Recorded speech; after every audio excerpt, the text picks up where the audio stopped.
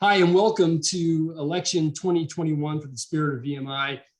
This series of interviews that we're doing is for the Virginia House of Delegates candidates, and with the purpose being that we ask the delegates to tell us what they think about some specific VMI issues, plus some issues that would maybe set them aside, set them apart from the candidates that are running, the opponents that they have for the general election that starts in September with early voting in 2021.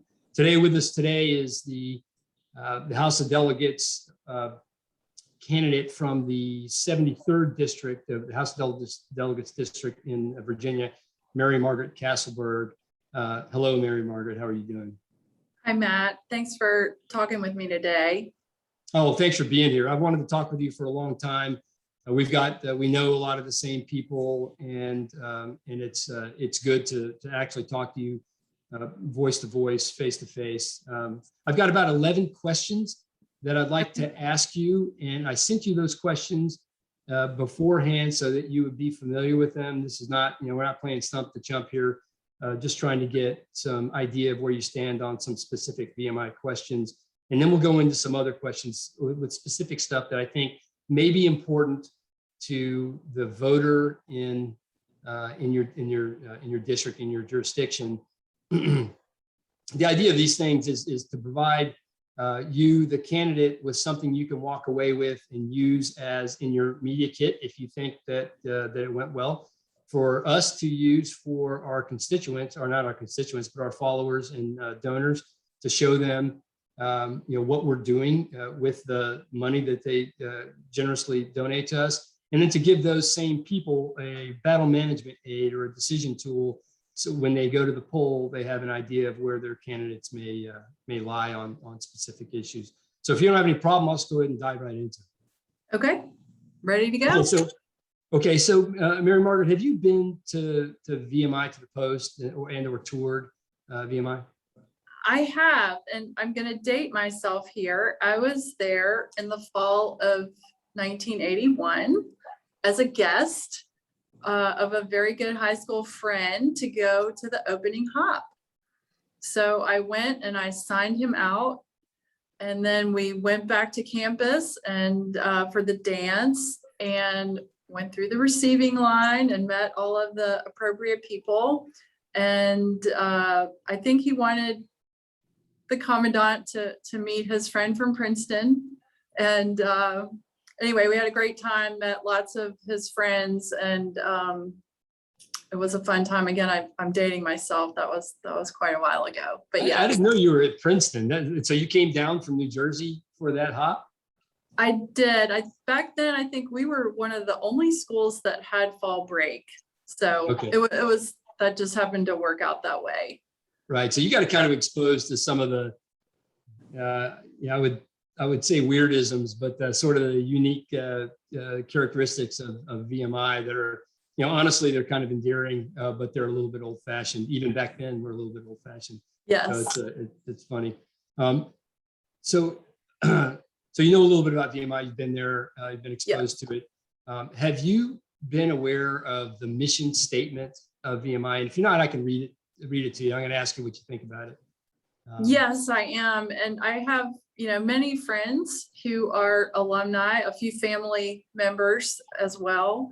And the alumni that I know, young and old, live the motto and the mission statement. So I respect it enormously, and I endorse it. I mean, I think we need more places that have this kind of mission to make, to produce students that are of integrity and exhibit honor and respect.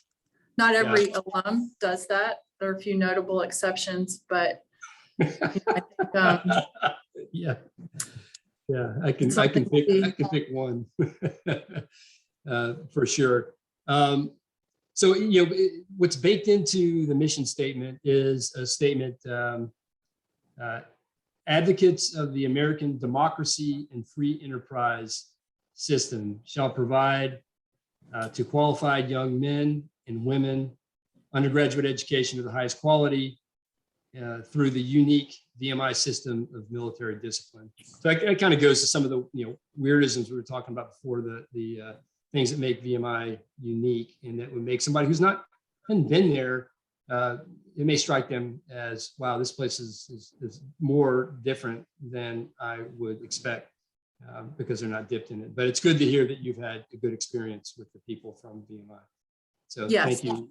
definitely. Thank you for that. Would you think that, would you say that VMI is a valuable resource to the Commonwealth and the country, that it's well deserving of the resources that they are granted from the state and the state coffers?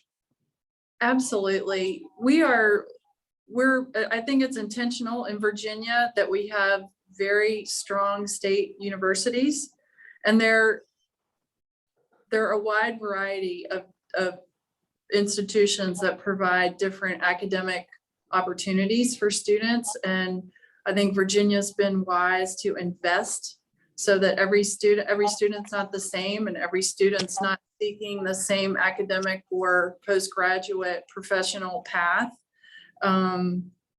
So I think it's important that we have a range of options for our students. VMI isn't going to be for everyone, but I think it's important to maintain that as an option for our Virginians and people outside of Virginia as well. And people choose to go there because they're looking for certain things. And yeah, different, right?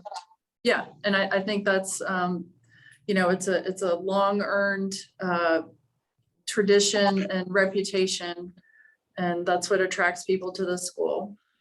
So this may be kind of a silly follow-up question, but as an elected representative, as delegate, would you support and provide leadership to ensure that VMI maintains adequate funding to press on? Yes. Yeah, yes. I know. Again, as part of the whole system, in Virginia, I think it's an obligation of the General Assembly. We want to keep our talented people here. So we want to provide them with education here. And then we want to, beyond that, we want to connect that with businesses that are going to keep those talented to young people here in the Commonwealth. So it's all part of having a broad array of selections for our students. Yeah, and they've been, remarkably successful in producing graduates that have a high earning potential and that are placed. I mean, it's in the 95 to 98% category area of graduates that are placed with long-term jobs that have good earning potential. So there's all kinds of data that you may or may not be aware of that we could probably make available to you should you need it and you ever get into a fight like that. It's not just about money coming out of college. It's also about having people that are going to contribute back to their communities and be leaders and civically minded. And I think that's just as important. Yeah, and I think they're there in spades as well. I'm going to tilt toward the honor system, so it embraces the core values of VMI does, and the honor system specifically of honor, integrity, which just cascades into respect and duty above self and all those things. And I'm sure you're aware of it. The VMI cadet doesn't lie, cheat, steal, or tolerate those who do. Do you think, after all the stuff that you've read and seen over the past year and the assaults, do you think that VMI needs to change its honor system?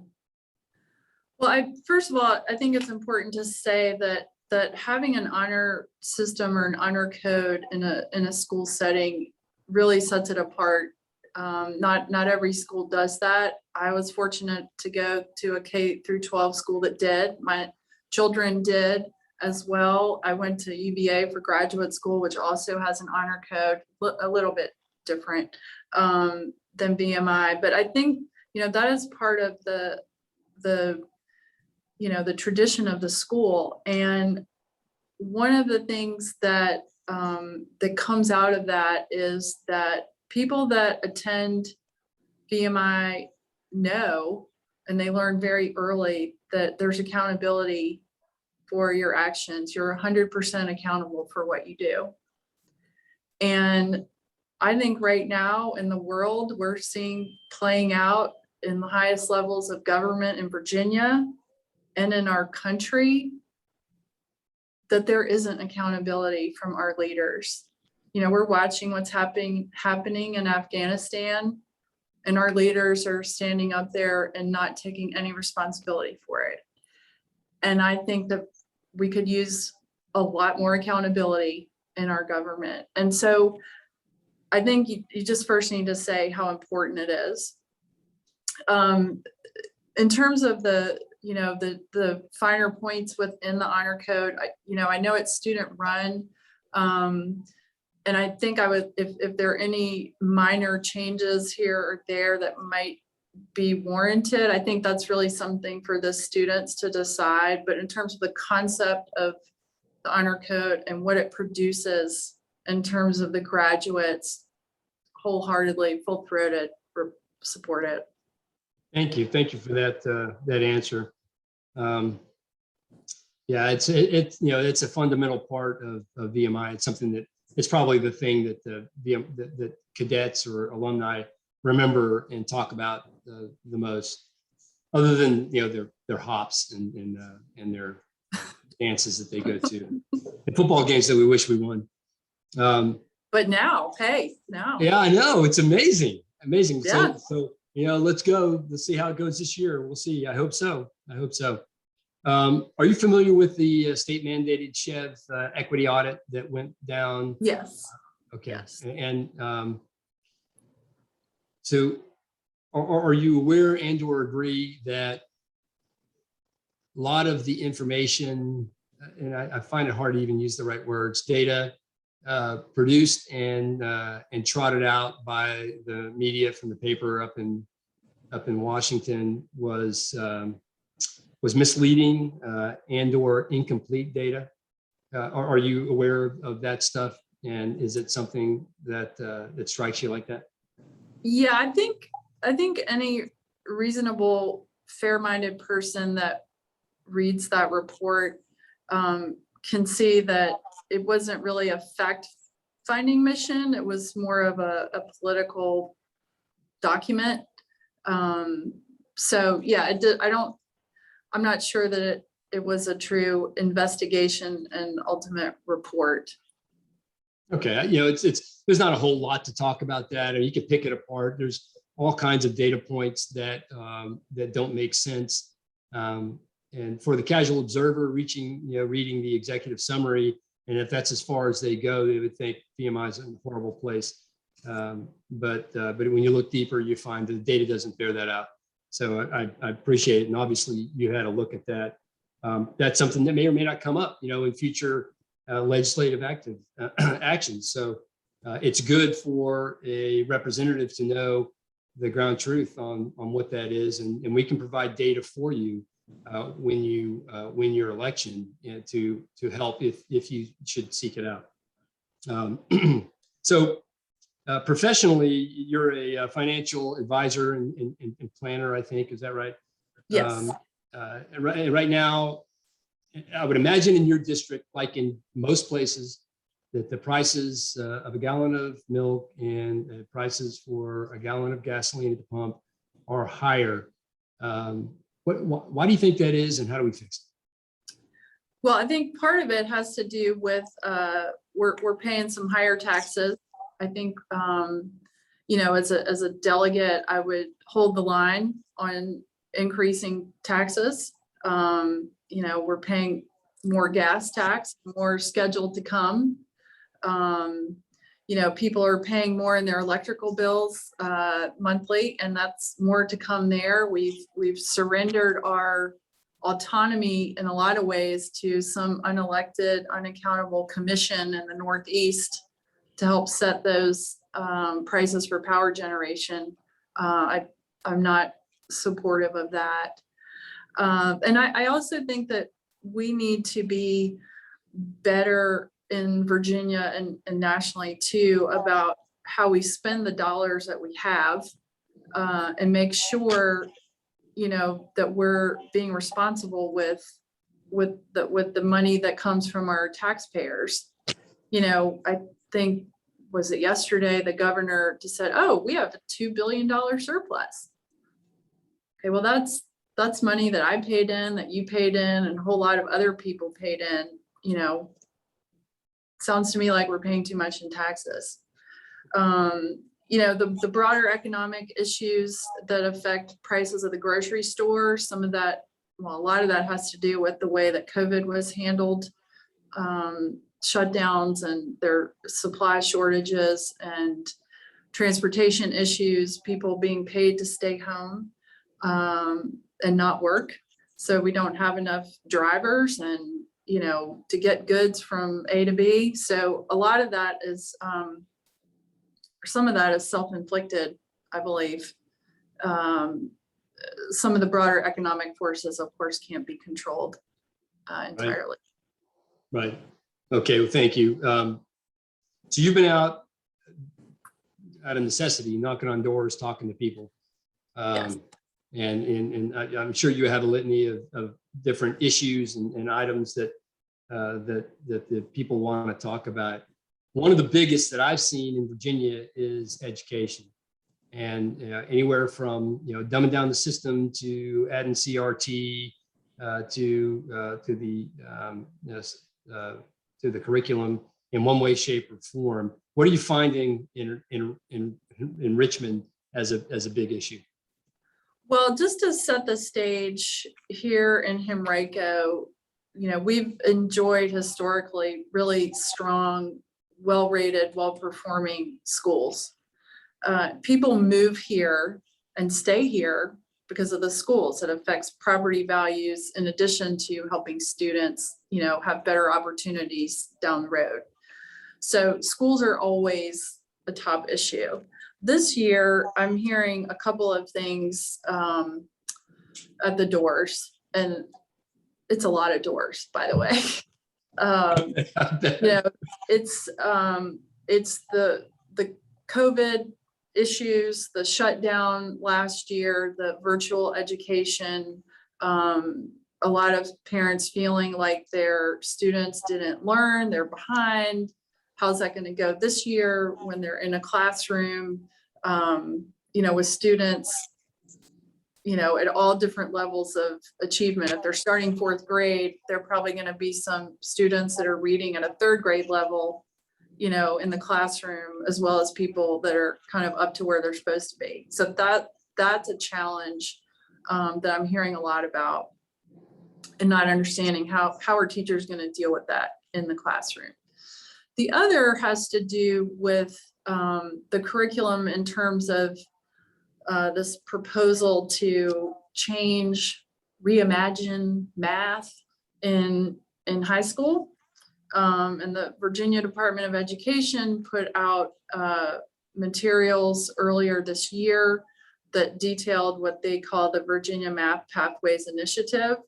There's a lot of material out there, but the bottom line is they want to change how math is instructed, and it's all coming from an equity perspective, and eliminating out the names of algebra and geometry and trigonometry and replacing those with 9th grade, 10th grade, 11th grade math. I'm a math person, I always have been, so that really makes me unhappy. I mean, I think math is an opportunity for everyone. It's an objective, subject, and people can excel in it, which can open so many doors. We've been pushing STEM and STEAM for years, statewide, nationwide, to help us keep up with, the rest of the world. And now we're going to make math, lower the standards. I mean, of course, they're saying, oh, no, this doesn't lower the standards, but it lowers the standards. I mean, it's very clear where that's going. So I am hearing about that. Actually, I've talked to some teenagers who don't like that, and their parents who think it's going to limit their opportunities, the opportunities for their children for higher education, whether they're going 4-year, 2-year, or technical school. What do you think the solution is to that? Well, there are clearly achievement gaps in every subject. And I think we need to move away from one size fits all in education. And we need to let teachers teach to where students are and have metrics that are not just, metrics that provide value in terms of are students progressing the way they're supposed to, and have, it's giving the teachers the discretion to do what they need to do to get students caught up, the ones that start behind, helping them close that gap. And I think right now we just have these guidelines and their SOLs, good, you need some assessments, but people are teaching to the SOL, and that's the only metric that we're looking at. And I think we need to change the metrics so they're more informative about where students are and what to identify where there are breakdowns and where we can go in and remediate and help catch up the students that need it. Okay, thank you. I hope it gets addressed. And there's so many issues, and it's so fundamental, to the growth and prosperity of the country and state. It's the key to everything. It really is. Education is the key. Yeah. In 2020, we had a couple of elected officials, Delegate Lee Carter, who I guess is not running. He got beaten in the primary, I guess.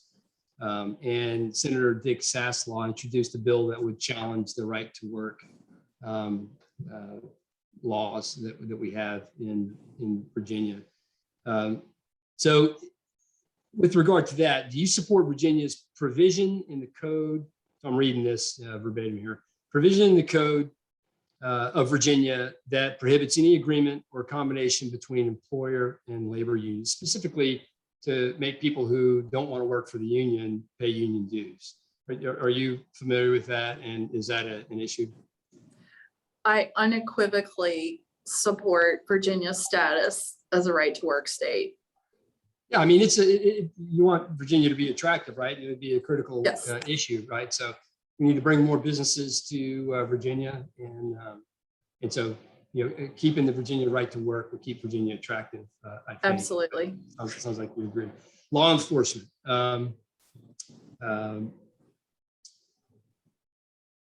There was I guess at the end of the special session in August, legislators agreed to provide a one-time bonus of $3,000 to sheriff's deputies and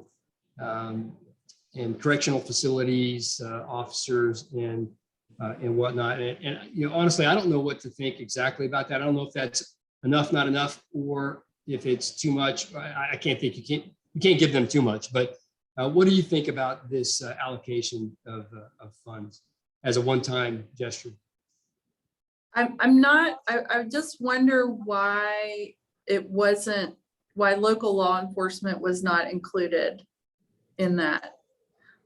They're on the front lines. They've been under assault for a lot of reasons. Their ranks are getting depleted through early retirements and transfers out. So I don't know why that they weren't included. So in that regard, I don't think it's enough. Right. Yeah, I guess would that be a key issue between your opponent and you, the funding or defunding of police that goes along party lines? Yes. Right. And it's more than just funding. It's just the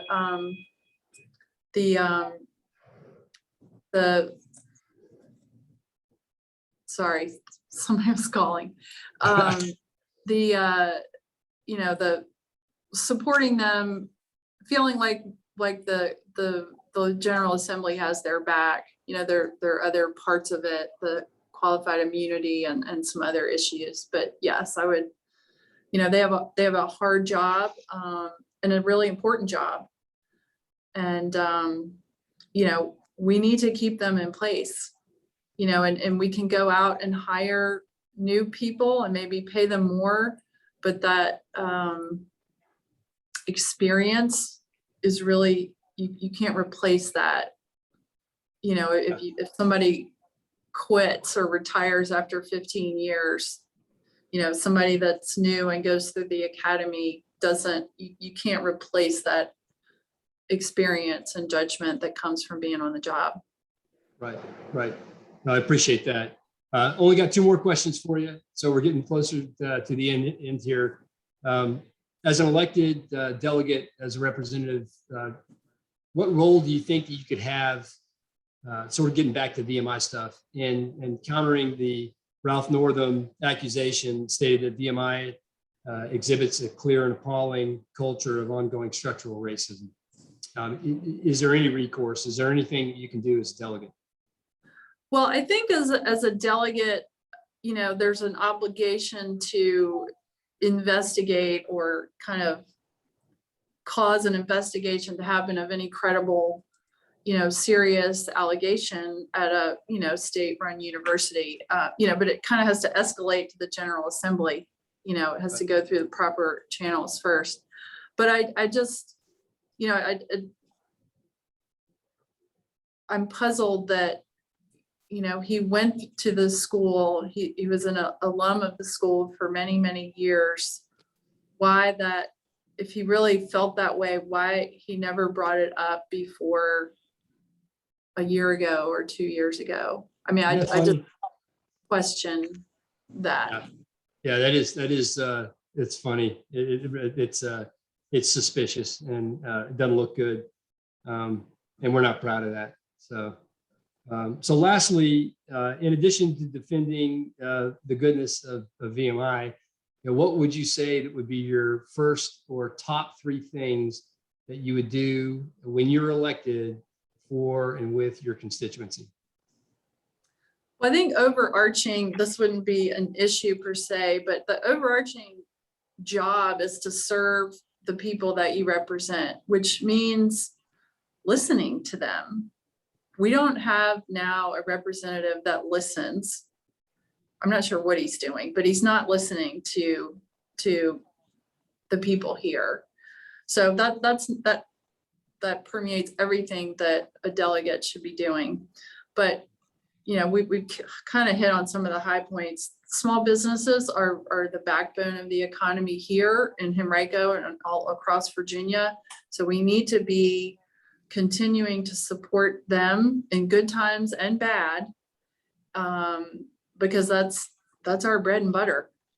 Education, we need to continue to be smart about how we spend the money. For education, we spend so much money, and I want to make sure that that's ending up bettering probably isn't a word, but improving outcomes for our students, and not paying consultants and all this other stuff. It's all about the students. And then finally, like I've said, I'm a math person. I really want to dig into the budget. I know that there are things that we can do more efficiently and effectively with the money that we spend. And I refuse to accept that spending more equals solving a problem. And I feel like we're in that mode right now. Whatever the issue is, if it's healthcare or education, it's like, oh, we're spending 5% more than we did before, so we're good. I don't buy that. So those are kind of my 3 things that I want to do. There, obviously lots of issues to address, but those are the top ones. Yeah, and that's kind of an approach to all of the issues, but more of an action-based approach to all of the issues. So how's it going knocking on doors? What do you feel like? Good. Right now I feel hot. It was 107 heat index on Saturday. Other than that, and dodging thunderstorms, it's good. I mean, people are talking, they've got a lot to say. And, I would say 2 years ago, people maybe didn't have as much to say, but after the last year and a half, feeling like the voters are engaged, asking good questions that seem to be the message that I'm providing seems to be resonating. So far so good. We're going everywhere, not just districts that are, precincts that would be favorable to me, going everywhere.